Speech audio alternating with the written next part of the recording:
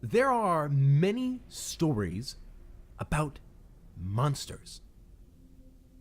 Have you ever stopped to think about what makes something a monster? Charybdis, Dracula, Grendel, and Slender Man are all different. Yet they share some fundamental quality.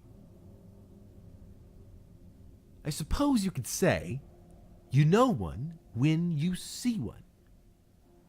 But do you really? What is the shared ingredient connecting them all? You could call dictators, zombies, murderers, and violent animals monsters. Some are orderly and well-dressed. Some are falling apart, and some are only acting on instinct.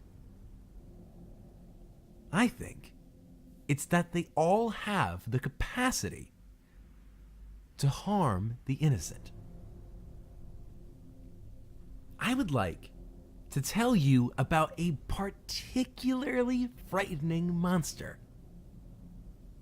This one is different from what you find in a typical horror story for two reasons. First, it is completely senseless and barely mobile. It does not think. It will not chase you or intentionally try to harm you at all. It is unaware of your existence or its own. An idiot lying alone in a crushing blackness. At one single point in time, it lashed out in an act of violence. But ever since, it lies almost perfectly still in the darkness while people try to forget it existed. Now, it simply sits there, even if you approach it, neither fleeing nor pursuing you. It will not try to psychologically manipulate you, trick you, eat you, or anything we often associate with monsters. It is more dangerous than that. If you get too close to it, it will destroy you. You won't even notice it's happening until it's too late. The second thing to keep in mind is that it is real. Many scary stories claim to be true, but by the end of this reading, you will realize that I am not lying. The monster is out there in the world right now as you read this. You probably don't believe me yet, but allow me the opportunity to convince you. Before we begin, some background. Years ago, mankind created it with the idea they would keep it contained and use it as a source of energy. Thanks to carelessness and poor training, the experts lost control of it. And in return, it caused a massive explosion before escaping into the basement where it waits to this day. I can tell you how to find it yourself, but please don't actually try it. To begin with, it is highly illegal.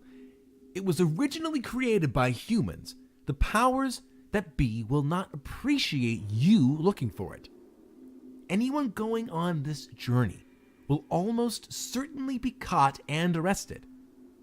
They will be the lucky ones, facing only a fine and a stint in prison. These laws are in place for your own protection. Those who make it through will face almost certain death as the monster shreds their body to pieces before they've even realized it. How much are you willing to risk assuaging your own curiosity? There are two options for getting close. I recommend the more difficult route, as your chances of success are higher. You must travel to a remote village and take a lonely hike through the wilderness and into the desolation. I suggest stocking up on backpacking and camping supplies and enough food to survive a couple of days outside. You'll also need a flashlight because there is no lighting in its lair. If you don't want to hike, you could book a tour. Of course, profiteers sell tours of the area surrounding it. It killed many people and chased thousands more from their homes, and now there are tours. People can be hard to understand sometimes. On the other hand, how different is that from your own curiosity? At any rate, I don't recommend the tour. They won't take you close enough to see it for yourself. And if you try to sneak away from the group, the authorities will be alerted to your disappearance and you will be caught. Stick to the lonely hike. When you arrive at the starting point, you will find yourself in a small city of about 10,000 people near a river. They call it a city, but it's more like a modest town. This is the last populated outpost before you journey north into the realm of the beast. There are a few tiny villages ahead, but they are extremely small and remote. There are no more major roads, so I think your best chance is to get to this city and proceed on foot. Nearly everyone who used to live further north fled in terror, abandoning their homes and possessions in the process. Many did not escape quickly enough and perished shortly after. From the city, you need to head northeast. There is a dirt road that will take you through a few villages, and at this point in the trip, you still aren't technically trespassing. That being said, you will look out of place and arouse suspicion. You could alternatively try following the riverbank, taking cover in the shallow part, or head straight north and then east across fields. The lack of humans has allowed the animal population to flourish. Be careful of wolves. I'll let you figure out which way makes the most sense to you. But as long as you travel in that general direction, you will eventually reach a barbed wire fence and several warning signs marking the outer perimeter. This is the threshold. Now, the fun begins. You will need to sneak across the barbed wire. From here on, you will be arrested on sight.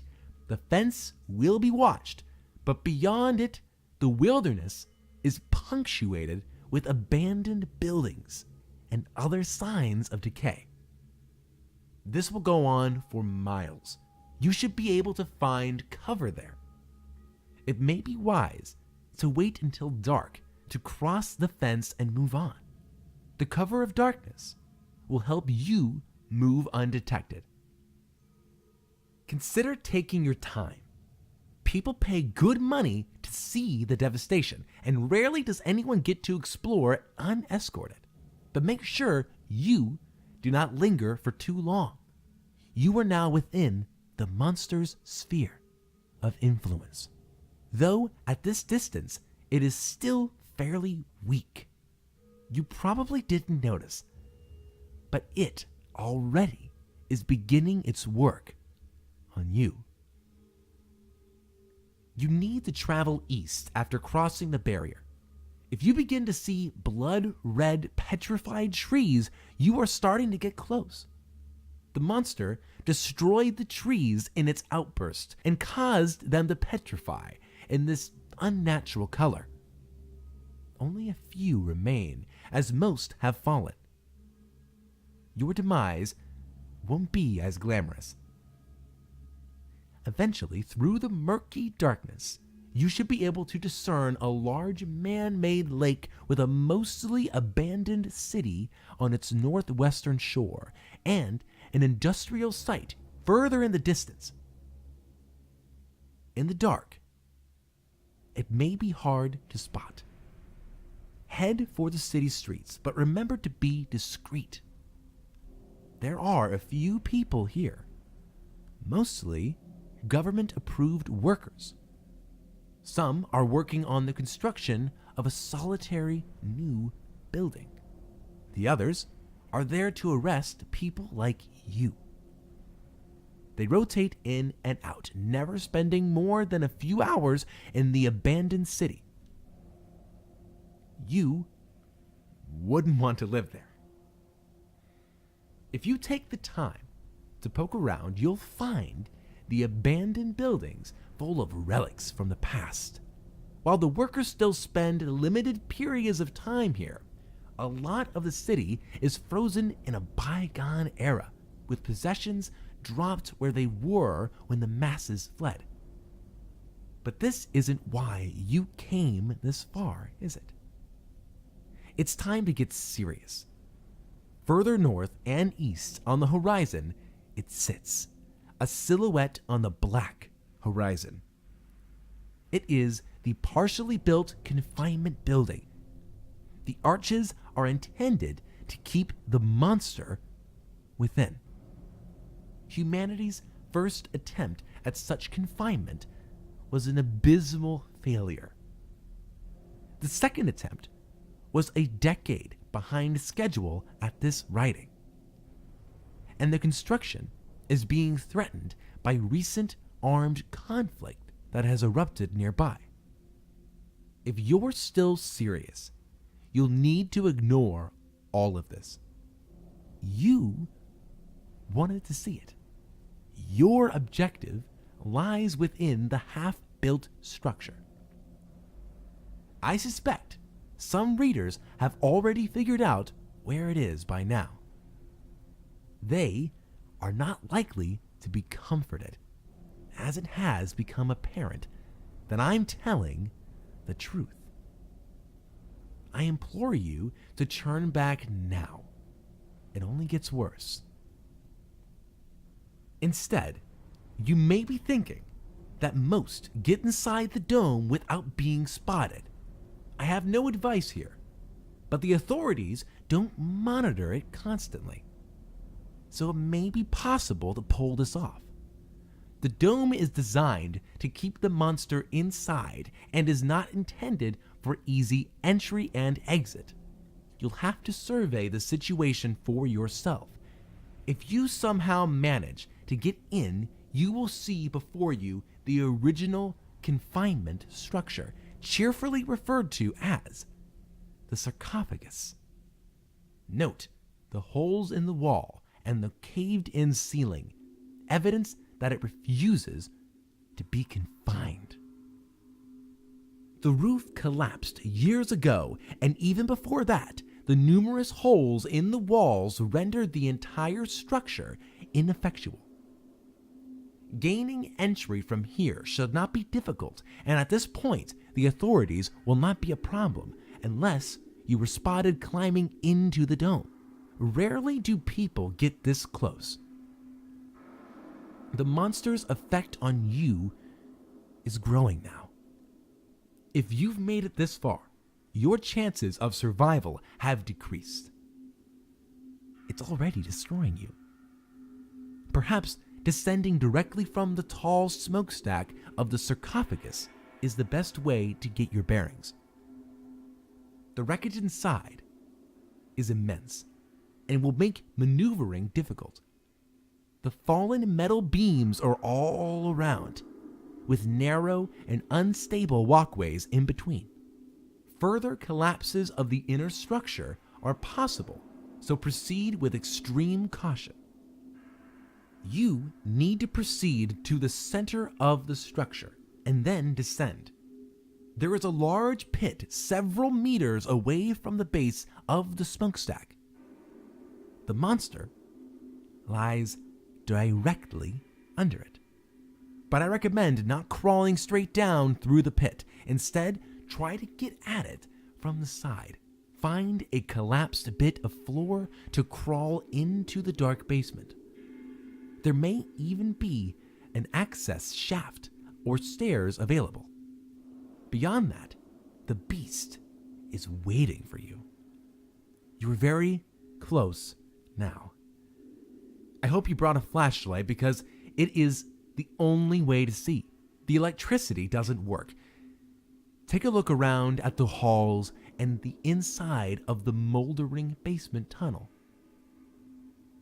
Have you kept your orientation? With the smokestack behind you and the pit in front of and above you, proceed down the hall. You'll arrive at a corner. Pause here and take a breath. The monster lies just around the corner. Take another breath. You are about to see something many people aren't even aware exists. Are you sure you are ready to proceed? Then continue on. You'll see another hallway with the same dingy walls and no sign of a monster. The only thing out of the ordinary will be a rounded lump that appears to be partially liquefied rock oozing from the back wall. It will seem almost alien. Go ahead and get close. Reach down and touch it. It should feel warm. You've found it. At this point, you should ask yourself, what madness drove you to travel here? The monster is most commonly known as the elephant's foot. Sometimes it is called Medusa. Looking at it means almost certain death. It barely moves. It won't pursue you or try to psychologically manipulate you, but tearing through the fabric of the universe itself, it is destroying the cells of your body from within. It is considered by many to be the most dangerous object in the world. If you turn and run, immediately, if you find a hospital, you may survive, but at this point, it is unlikely. Within a half an hour, you will begin to feel nauseous and start to vomit. Within hours, you will have a headache, diarrhea, and fever. You probably are already feeling weak, fatigued, and disoriented. Your hair will fall out and your skin will burn. You now belong to the beast, and it will claim you within a few weeks. I hope it was worth it. I have mentioned that it barely moves, but it does move very slowly. It is still melting into the earth through the concrete underneath. If it melts down into the groundwater, it could once again unleash its destructive force. It could render the water supply deadly or cause another explosion. It could spew more of its damaging essence into the atmosphere. Its wrath may not yet be spent. The monster still poses a danger. Ignoring it is not an option for us. But you're not really there. You didn't really go on this journey. You are still sitting safely at home or a local coffee shop, miles and miles away from it. However, as I said at the beginning, this monster is different. It's out there in the world right now as you read this, senseless in the dark. A few people have seen it in person and even been photographed with it. But the images come out distorted and ghostly. They look like they have been manipulated by software. But these are the actual images as they come out on film. Go ahead. Go ahead and research it for yourself. You will find it's all true.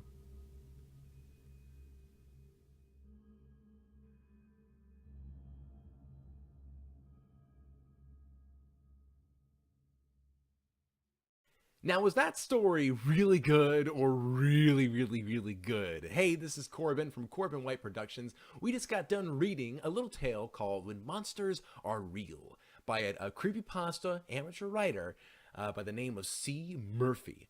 Holy cow, right? That was a really, really good story. There was so much detail. He just didn't skip a beat. He or she, it is C. Murphy. It could be a male or female. Regardless, this author is just really, really talented. I felt like I was just there, and I was reading the story. And I really hope my narration of it helped you even experience the whole thing even better, Anyway, my mind just went blank for a minute. This is the third day of the 5 days of horror, which means we have Thursday and Friday left.